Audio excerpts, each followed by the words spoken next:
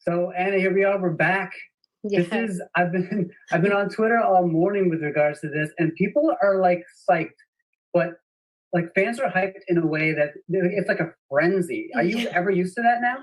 No, not really. The more frenzied it gets, the more I kind of like back away a little bit because it's really intense and it keeps getting the fandom keeps growing. More people keep buying the books, more people are watching the movie, more people are excited for the second one.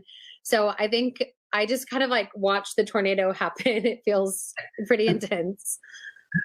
What was the difference for you second time around, like being involved in the film? Well, creatively, I had a lot more power and a lot more control on the creative. Obviously, a film is still a collaboration, but with the first one, I was definitely more like, oh, yeah, Anna's here. Like, nobody really cared what I said. And this time, it's like what I said really mattered, and what I brought from what the fans wanted really did matter. And I was taken once I proved myself as a creative producer, I was taken a lot more seriously.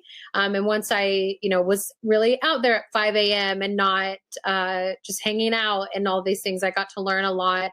And it really was just a great learning experience professionally, even for me. Yeah. Can you talk to us about finding the perfect Trevor when you cast Dylan? So it was, Dylan made it really easy to find the perfect Trevor. We went through like a couple different ideas of people before because the fans had like ideas of casts that they wanted. But then the moment Dylan's name came up, Jennifer Gibgot, who's the other creative producer with me, we were like, yep, Dylan, this is it. He'll be great. He's so funny. He's really great in this film called Banana Split. I don't know if you've seen it, but he's really great in that. And it proved that he has range. He just brings this like light, casual but intensity to Trevor that creates a lot of problems for Hardin and Tessa, but Dylan really is like the perfect balance between hero. Yeah.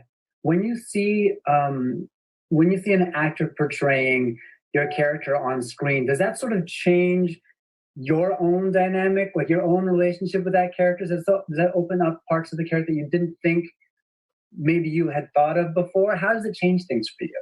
Yeah, it does. I mean, with each character is a little different. I like this question, by the way. That's a good question. It does with each one. With Hero, with the second movie, he really understood his character a lot more. So it was nice to watch him really be able to be Hardin. Like in the first one, I could tell just being there that he didn't really fully understand the character.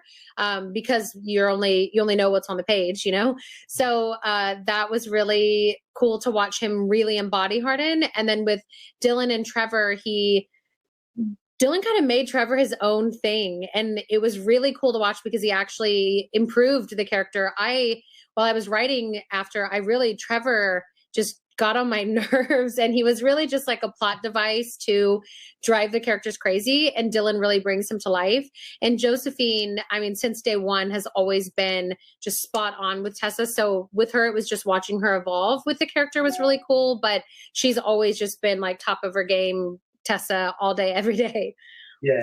Can you explain to people watching that maybe they don't know about the books, the effing Trevor thing? Yes. So when I was writing the books, Hardin kept calling Trevor effing Trevor every time he would say his name.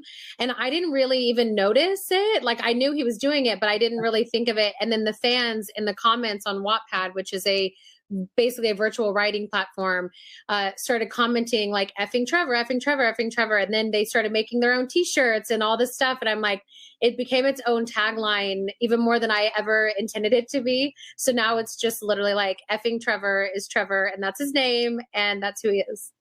So with people in lockdown getting to enjoy this film, couples together, maybe watching this, what do you think it's going to do for them?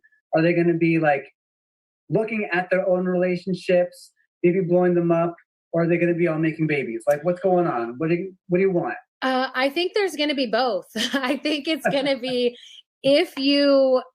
I feel like it could easily be both, honestly, because there's a lot of turmoil and a lot of darkness in the second movie, especially compared to the first. The books are pretty dark, like the content is pretty dark.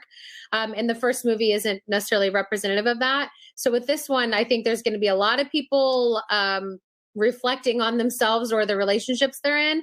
But I think there's also going to be a lot of people that are enjoying the more intimate, sexy scenes and COVID babies all over the place. They're all going to be named effing Trevor. Right, exactly.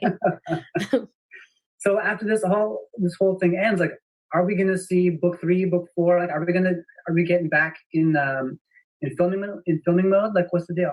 I can't really say much yet, but I can say to stay tuned to what we're up to, because if all goes to plan, of course, we would all love to bring 3 and 4 together.